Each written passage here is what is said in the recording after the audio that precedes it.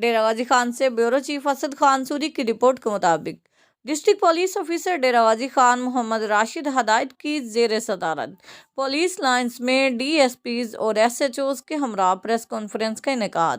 ضلع ڈیرہ غازی خان پولیس کی گزشتہ 1.5 ماہ میں شاندار کارکردگی۔ ڈیرہ غازی خان پولیس نے کرمنل کا محاسبہ کرتے ہوئے 7 پولیس مقابلے کیے۔ اسی طرح 2 انتھے قتل اور ڈکیتی ود مرڈر میں ملوث ملزمان کو ٹریس کر کے گرفتار کیا۔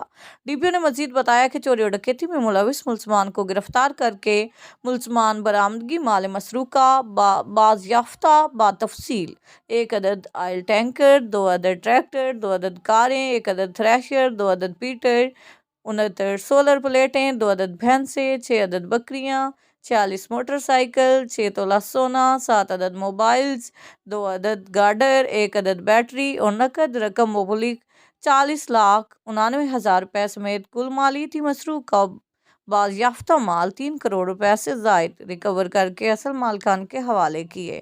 منشیات کے خلاف کریک ڈاؤن میں 50 مقدمات درج کر کے 32 کلو 377 گرام چرس، 700 گرام آئس، 900 گرام بھنگ برآمد۔ شراب بوتل 154 شراب لیٹر 137.0 لیٹر برآمد کی گئی۔